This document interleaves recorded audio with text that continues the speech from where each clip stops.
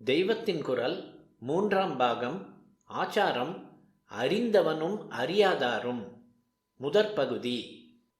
இப்படி எல்லா ஜனங்களையும் அதர்ம பிரவாகத்தில் அவிழ்த்து விடக்கூடாது என்றுதான் பகவான் அர்ஜுனனை வார்ன் பண்ணுகிறான். அதில்தான் ஆரம்பித்தேன். அப்புறம் சப்ஜெக்ட் எங்கெங்கேயோ, ஆனால் எல்லாமும் சமயாச்சார சம்பந்தமுள்ளதாகவே போய்விட்டது. ஜனங்கள் கர்ம சங்கிகள்தான்.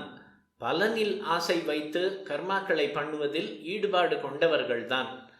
நிஷ்காமியம், நைஷ்கர்மியம், தியானம், ஞானம் என்றால் அவர்கள் இருக்கிற நிலையில் எடுபடாது என்று பகவான் சொன்னதை சொன்னேன். இவர்களை நல்ல அறிவு பெறாத அவித்வாம்சக என்றே சொல்லியிருப்பதையும் சொன்னேன். சரி, நல்லறிவு பெற்ற வித்வான் என்ன பண்ண வேண்டும்? இப்போது சீர்திருத்தக்காரர்கள் பண்ணுகிற மாதிரி காரியங்களை குறைத்து ஈஸியாக்கி தர வேண்டுமா? கர்மா எல்லாம் யூஸ்லெஸ், மனசின் பியூரிட்டி தான் முக்கியம், அதனால் ஞானத்துக்கு வாருங்கள் என்று உபதேசிக்க வேண்டுமா?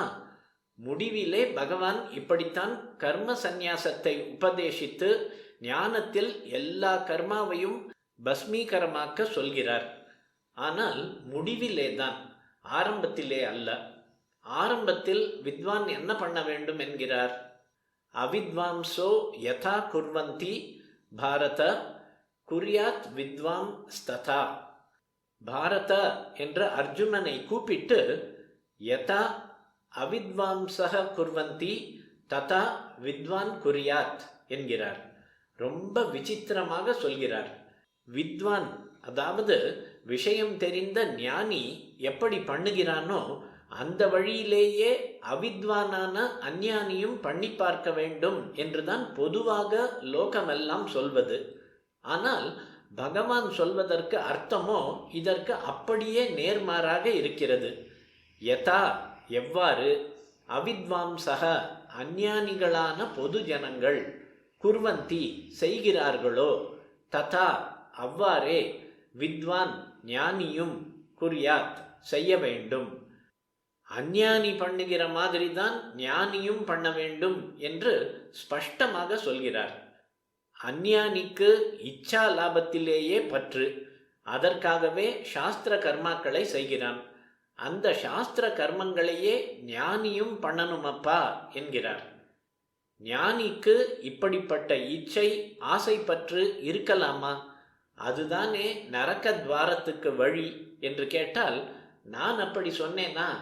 ஞானியும் கர்மா பண்ணணும் என்றேனே தவிர தன்னுடைய இச்சா பூர்த்திக்காக பண்ணணும் என்று சொல்லவில்லையே. சந்தேகம் இருந்தால் இப்போதே குவாலிஃபையிங் கிளாஸ் போட்டு விடுகிறேன். குர்யாத் வித்வான் ததா அசக்தக என்று அசக்தகவை சேர்க்கிறார். அசக்தக என்றால் பற்றில்லாதவனாக என்று அர்த்தம்.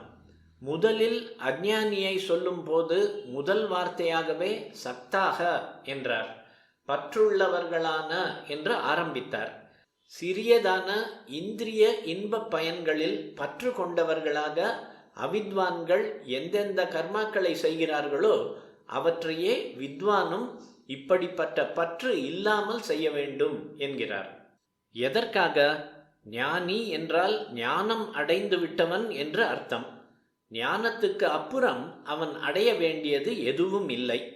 அவனுக்கு எந்த பலனும் தேவைப்படாத போது இந்த கர்மாக்கள் எதற்காக? அதுவா, அவன் தனக்காக இப்படி செய்ய வேண்டும் என்று நான் சொன்னேனா என்ன? பின்னே ஏன் செய்ய வேண்டும் என்றால், சிகீர்ஷுஹு லோக சங்கிரகம். சங்கிரகம் என்றால் நன்றாக பிடித்து கொள்வது, அதாவது கட்டி பிடித்து காப்பாற்றுவது. லோக சங்கிரகம் என்றால் லோகத்தை இப்படி பரம அன்போடு கட்டி காப்பது, நல்வழிப்படுத்துவது. லோகம் என்றால் அஞ்ஞானிகள்தான். ஞானி லோகத்துக்கு மேலே போனவன். சிகீர்ஷுஹு விரும்பி, லோக சங்கிரகம் சிகீர்ஷுஹு உலகத்தை உயர்ந்த மார்க்கத்தில் கொண்டு போக வேண்டும் என்று விரும்பி. ஞானிக்கு ஆசை இருக்கக்கூடாதுதான் என்றாலும் பகவானே அவன் மனசு கருணை சுரக்கும்படி பண்ணி, ஐயோ லோகம் இப்படி கெட்டு போய் கஷ்டப்படுகிறதே, இதை சங்கிரகம் பண்ண வேண்டும் என்று ஆசைப்பட வைக்கிறான். அதாவது ஜனங்களை மேலே கொண்டு போவதற்காகவே தான் ஞானியும் அவர்களைப் போல சாஸ்திர கர்மாக்களை பண்ணி காட்ட வேண்டும்.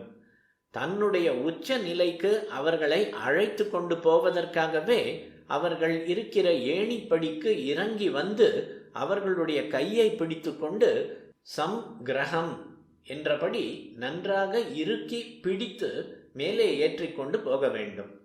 சாஸ்திரோக்தமாக சாதாரண ஜனங்கள் என்னென்ன கர்மா செய்ய வேண்டுமோ அவற்றை எல்லாம் ஞானியே மாடலாக இருந்து பண்ணி காட்டி அவர்களையும் பண்ண வைக்க வேண்டும். அவனுடைய ஞானத்தையும் பக்தியையும் அப்புறம்தான் அவர்களுக்கு கொடுக்க வேண்டும். இப்போது அவர்களுக்கு அதில் ருச்சி வராது. அதனால் முதலில் அவர்கள் சாஸ்திரோக்த கர்மாக்களை பண்ணுவதற்கே தன்னளவில் அவற்றை கடந்துவிட்ட ஞானியும், ஞானி என்றால் பக்திமானும் தான், இவற்றை செய்து ஊக்குவிக்க வேண்டும். அவர்கள் இவன் மாதிரி ஆவதற்காகவே முதலில் அவர்கள் மாதிரி இவன் ஆக வேண்டும். மேல் நிலையில் இருக்கிற அவன் வாஸ்தவத்தில் கர்மாவில் ஒட்டாவிட்டாலும் அப்படி நடக்க வேண்டும். இதற்கு நேர்மாறாகத்தான் இப்போது நிஜமாக வேதாந்தத்தில் ஒட்டி கொண்டிருந்தவர்களும் அப்படி நடிக்கிறார்கள். அப்படியானால் ஞானிக்கு மட்டும் உள்ளொன்றும் புறமொன்றுமாக இருக்கிற மித்யாச்சார தோஷம் ஒட்டாதா? ஒட்டாது. வாஸ்தவத்தில்தான் அவனுக்கு உள் புறம் என்ற பேதமே இல்லையே. எதிலும் ஒட்டாத நிலைதானே ஞானம். அதில் தோஷம் மட்டும் எப்படி ஒட்டும்? இன்னொரு எக்ஸ்பிளனேஷன்.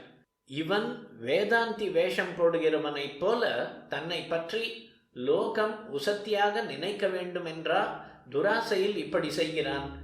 கர்மாவை செய்ய பிடிக்காத அடங்கா குணத்தாலே அவன் ஞானி வேஷம் போடுகிறான் என்றால், இவனோ நிஷ்சிந்தையான நிஷ்கிரிய ஞான நிலையின் நிம்மதியிலேயே தான் பாட்டுக்கு கிடக்கலாம் என்று இல்லாமல் பாமர ஜனங்களிடம் பரம கருணையால் அல்லவா கர்மி மாதிரி தன்னை குறைத்து காட்டிக்கொண்டு தனக்கு வேண்டியே இல்லாத காரியங்களை இழுத்து போட்டுக்கொள்கிறான்.